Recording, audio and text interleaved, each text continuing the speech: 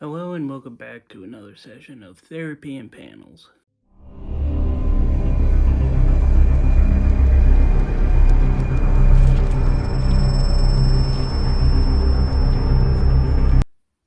Today is going to be something a little bit different. Instead of going over a comic book, we are just going to be talking about, at least in my personal opinion, comic book tropes that need to go away or they need to be severely let go of to where you barely even touch them as much anymore. Now, for anyone wondering what a comic book trope is, it's basically just the saying of common themes and things that just common things that occur in just about every comic book. You'll get the idea once we go over at least my top 5 tropes that need to go away. Now, before I do officially begin, also, I almost forgot, I want to make one thing perfectly clear. This is just my personal opinions. If anyone else out there is watching this, if you think it's fine, these are completely fine, nothing against you. Also, I will admit there are some cases with these tropes that work. It's just, these are tropes that are done to death, and I just feel like there's no need for them. So, let's begin with the top 5 comic tropes that I think should go away. Number 5. Multiple heroes sharing the same code name. Now, this one, I will admit, is more of just my personal opinion, but I'm not a fan of there being multiple superheroes out there having the same code name as one another. And what I mean by that is, as an example, having Peter Parker and Miles Morales both running around in the same universe, both using the same code name as Spider-Man. I think it takes away the uniqueness of character stuff, and this is something that I have personally seen happen when you have multiple people using the same code names like this. When it comes to someone who got inspired to get into comic books due to watching the MCU, granted, this is one of the many reasons why it's hard to get new readers, but this is just an example for this trope. It really disheartens them to go in there and get to the comic book store and see there are 12 different Green Lanterns, 3 different people running around as Captain America. It's like, it really disheartens people and confuses them. Now, I don't know what exactly to name people, but if you're gonna, and I'll admit, due to technicalities, the Green Lanterns, technically that's not a superhero title. They're the equivalent of police officers. That's a job title, not a superhero name. But when it comes to 2 Captain Americas currently running around in the comic books, I don't know. I don't know what to call Sam when he's using that mantle. Honestly, I personally just call him Captain Falcon. Number 4. Over-reliance on tragic origin stories. Now, there are certain times where this works, like the death of Bruce Wayne's parents and Uncle Ben's death. Those are actual important origins for these characters.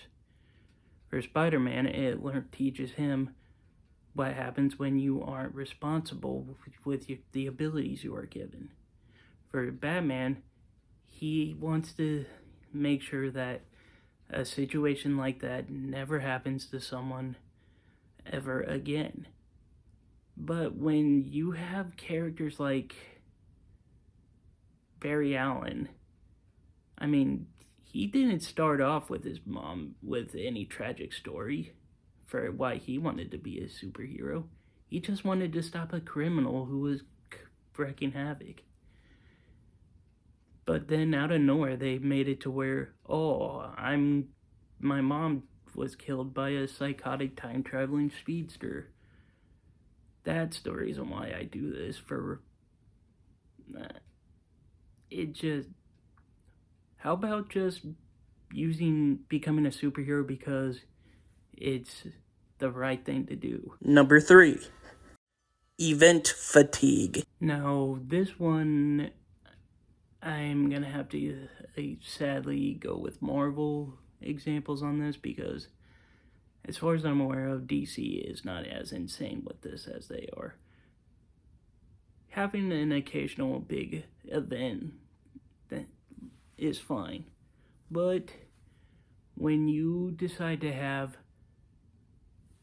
6 different major events that change the status quo of things in the world all within like a year, it gets pretty exhausting. And people do not have the money to be able to afford getting all these books to figure out how the story ends. It's insane. Number 2, the hero can't be with the one they love. Now, I'm mostly just gonna use Spider-Man for this one because he is one that I have the most knowledge on when it comes to this relationship thing. But what is the big deal about him, about having a girlfriend or a wife or something like that? Just to name just using the Spider-Man example, anyone who has heard of One More Day since the 70s and 80s, I can't remember the exact date, Peter Parker and Mary Jane were happily married. They had problems, they had money issues, they had all these relatable things that anyone would have, especially when you are married. But they stuck through it like what a true married couple who truly love each other should.